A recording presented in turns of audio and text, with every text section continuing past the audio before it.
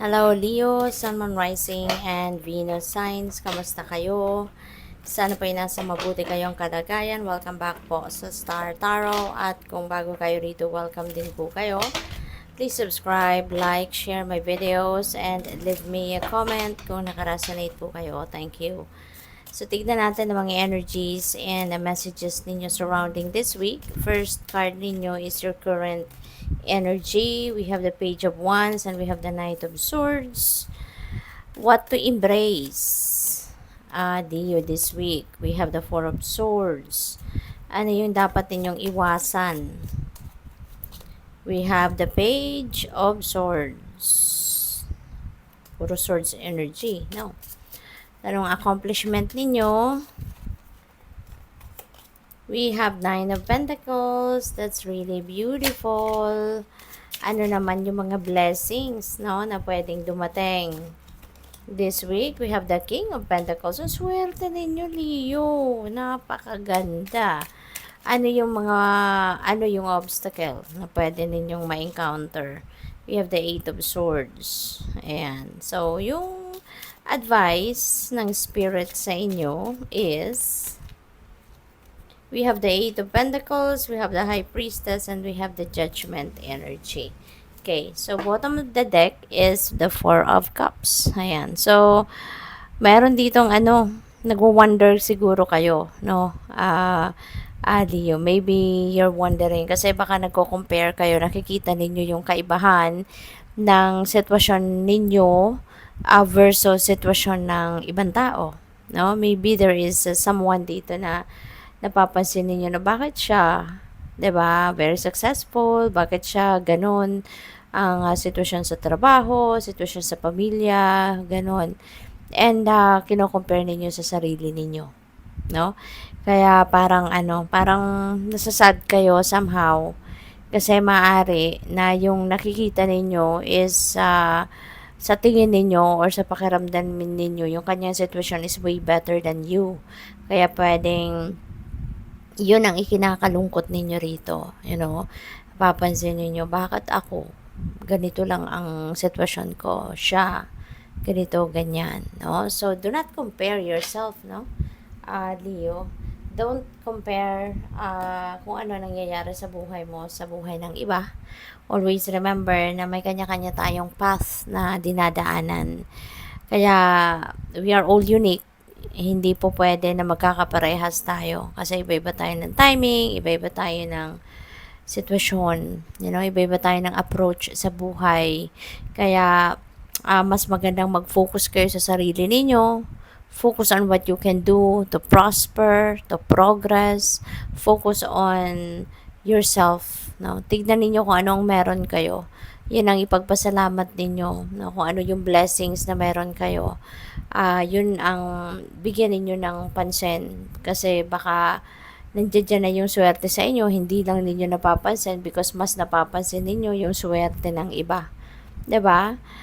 Tignan ninyo, merong offer, merong binibigay sa inyong cup, 'di ba? And that is a blessing. Pero hindi ninyo yan napapansin kasi nga dito kayo nakatingin, no? Tinitignan ninyo, ay konti lang yun sa akin, yun sa kanya marami. 'Di ba? Siya progressive, ako hindi, 'di ba? Yung ganon. So, focus on yourself kasi lahat tayo, no, we are all entitled for the abundance of the universe. We are all entitled for the blessings, no, na universe. Kaya minsan lang, 'di ba? Baka hindi niyo talaga ito napapansin, hindi niyo tinitignan yung kung ano ang para sa iyo kasi mas nakikita ninyo yung kung ano ang para sa iba, no? Kaya nalulungkot kayo kasi akala ninyo wala kayo, 'di ba? Akala ninyo yung ibang tao lang ang meron. Meron din kayo. Lahat tayo meron. Lahat tayo binibigyan ng blessings ng universe. Ayan na nga, meron ding binibigay sa iyo pero hindi mo napapansin, 'di ba? So, open your eyes, okay? Open your eyes, open your ears, open your arms so that pumasok, no, yung blessings sa inyo at papansin ninyo, okay? So, yung current energy ninyo is the Page of Wands. and Knight of Swords. Ayan. So, change is coming. No? Change is coming. Maaring ito din talaga yung gustong-gusto ninyong mangyari. Gustong-gusto ninyo, maaari na ito yung matagal na ninyong minimithi, no? Na mabago ang inyong sitwasyon. So, ito na yon, 'di ba? May mga information din dito na dadating, no, na exciting para sa iyo. Kaya focus kayo diyan sa mga kung ano ang dadating na mga biyaya, impormasyon, 'di ba? Kasi ito na, maaaring ito na yung mga information regarding your blessings, 'di ba? Na paparating na pwedeng pagkakitaan ninyo, pwedeng ikakatagumpay ninyo, yung ganun ba? Okay? So, ano yung dapat ninyong i-embrace ngayon? We have the Four of Swords. Okay? Pahinga, maghanda ka, alright? Kasi marami, 'di ba? Maraming pagbabago ang pwedeng mangyari sa buhay ninyo rito. Maraming impormasyon ang dadating, maraming blessings, no, na dadating sa inyo rito. Maraming balita na pwedeng related sa iba't ibang klaseng opportunities ang dadating sa inyo. So, you need to be ready. Okay? Be ready for those blessings. Kaya ihanda mo na yung katawan mo kasi baka mabisi ka, 'di ba? You will be looking after different things here and there. Kaya maging handa ka, okay? Ihanda mo ang inyong sarili, physically, mentally, emotionally, and spiritually. Okay? Be ready for all the blessings, no, that might come your way.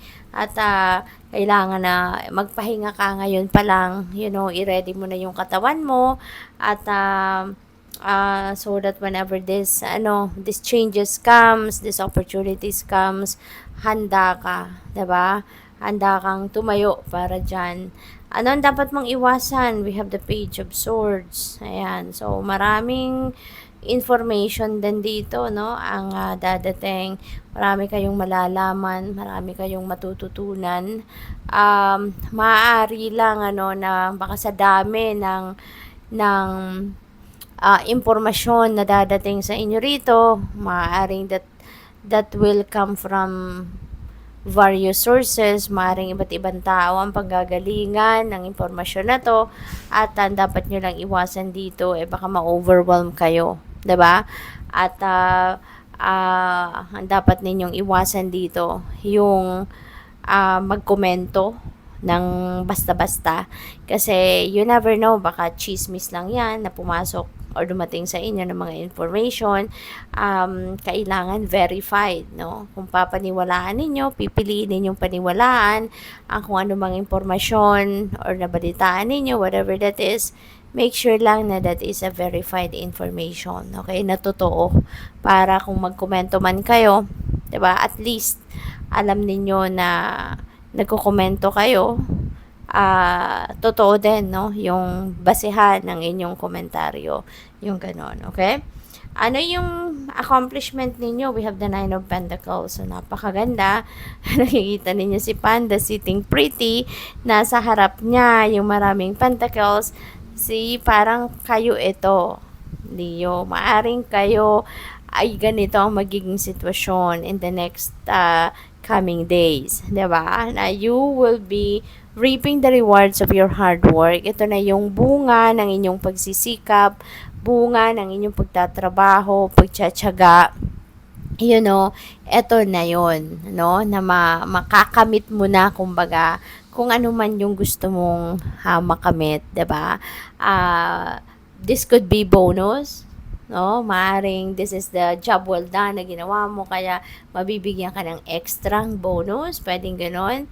Pwedeng yung perang ito is galing sa negosyo mo, 'di ba? Maaring yung hard work na ginawa mo sa negosyo mo, yung pagkakapital mo, maaring ito na, paldo-paldo ka na, no, Neo? So, depende sa kung ano man ang pinagtrabahuan ninyo rito. Depende kung anong pinagkaabalahan ninyo rito.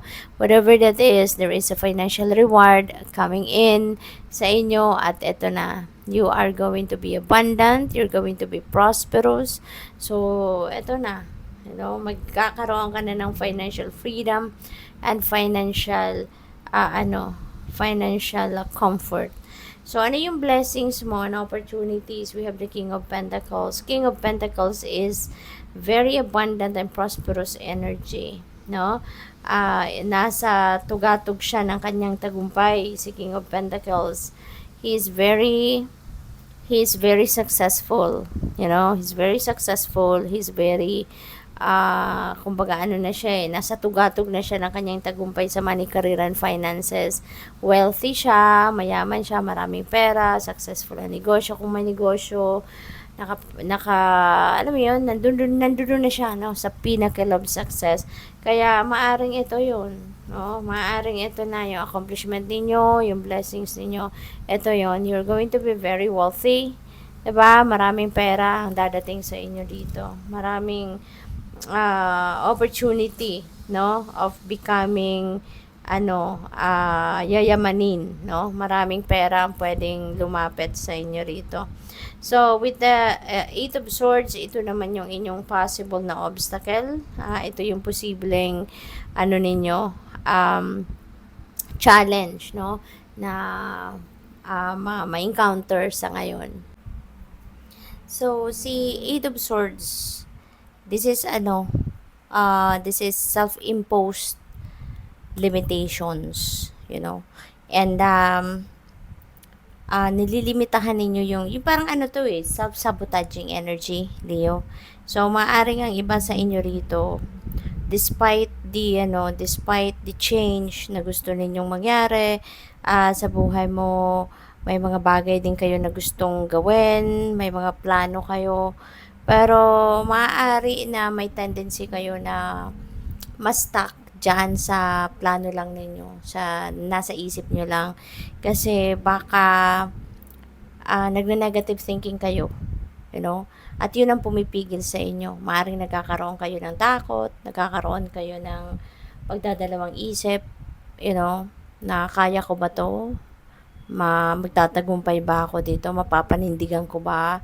Yung mga ganon. Yung parang feeling ninyo siguro, parang questionable, 'di ba? Yung kakayanan ninyo.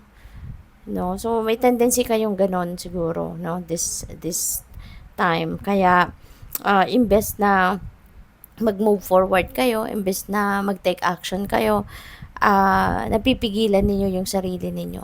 So, sinasabotage ninyo yung sarili ninyong plano, 'di ba? Parang ganon. So, it's either ang dahilan ng procrastination ninyo is takot or something else, no, na negative thinking kayo. Parang in a way, parang siguro somehow minamaliit ninyo yung kakayanan ninyo. May mga ganon tendency kayo.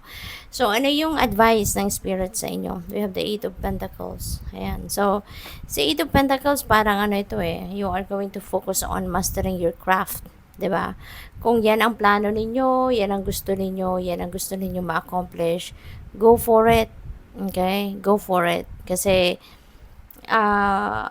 isipin nyo na lang na magaganda yung ideya ninyo, and kahit magandang ideya ninyo, if isasabotage din ninyo yung sarili ninyong idea, di sayang lang, diba?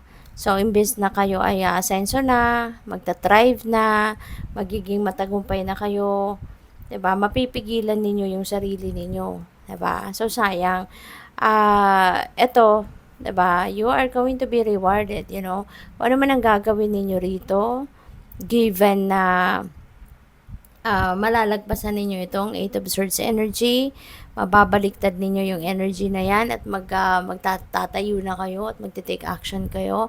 Kung ano man ang effort na gagawin ninyo, na i-empower ninyo yung sarili ninyo, i-enhance pa ninyo yung mga ginagawa ninyo, yung talents ninyo, yung skills ninyo, 'di ba? That's going to be very rewarding, Leo. Kaya go for it, go for it. It's going to be rewarding para sa iyo. Yan, diyan ka magsisimulang umasenso, yung gano'n, no? So, we also have the Judgment. And Judgment, this is parang re-evaluation, no? So, maybe ito yung kailangan ninyong gawin para malagpasan din ninyo yung Eight of Swords energy na to. You need to re-evaluate yourself, no? Tignan ninyo ang sitwasyon ninyo, tignan ninyo yung sarili ninyo sa salamin, ask yourself, nasaan na kayo sa ngayon? what you have done already in your life. 'Di ba? Ano ang mga naging resulta na nito? Ano na yung mga napagtagumpayan mo? Ano na yung mga nagawa mo in the past na nagkakaroon ng magandang bunga sa ngayon? 'Di ba ganun ba? So re-evaluate your life. Okay? Kasi may mga makikita ka, may mga madidiscover ka sa sarili mo diyan na hindi mo pa nagagawa or pwedeng maisip mo sa ngayon na ito yung dapat mong gawin, 'di ba? Magigising ka. Okay? Kaya gawin mo 'yan. So, High Priestess, and always listen to your intuition. No? Mas ito yung papakinggan ninyo rather than pakinggan ninyo yung mga sinasabi ng ibang tao sa'yo. 'Di ba? Baka meron din mga ibang tao na nagdi-discourage sa'yo. Huwag mo silang pakinggan. No? Kasi mas ikaw yung nakakakilala sa sarili mo. At kung nagdududa ka din sa kakayanan mo, sa sarili mo, makinig ka sa iyong intuition. Kasi that is divine guidance. That's divine guidance. At makakatulong yan na malinawan ng inyong isipan, mas maging positibo ang takbo ng isip mo. Okay? And that is always going to give you as well, no? Kapag lagi ka makikinig sa iyong intuition, dadalhin ka niya sa tamang daan. Okay? You will be guided towards the right path. Okay? Kaya yan ang mas piliin mong pakinggan, tsaka ang soul mo, ang puso mo, no, rather than other people. So, final message ninyo is Labradorite, see the magic. Okay? See the magic. Kasi lahat, no, tignan ninyo, paligid ninyo, lahat na nangyayari yan, no, those are magical. Diba? Kasi marami din mga nangyayari sa buhay natin na bigla na lang nangyayari. Hindi natin mahanapan ng rason, hindi natin mahanapan ng kasagutan, hindi natin mahanapan ng justification, 'di ba? So because everything is magical, everything is gawa ng tinulungan ka ng universe na mangyari ang mga bagay na yan. Kaya sometimes may mapapansin ka siguro na paano ko kaya ito nagawa, 'di ba?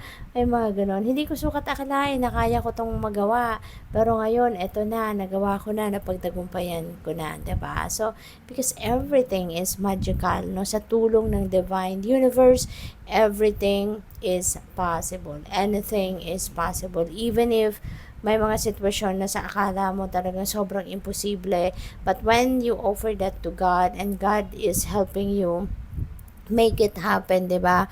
Talagang it's so magical. So good luck sa iyo. Thank you for watching. Love and light. Namaste.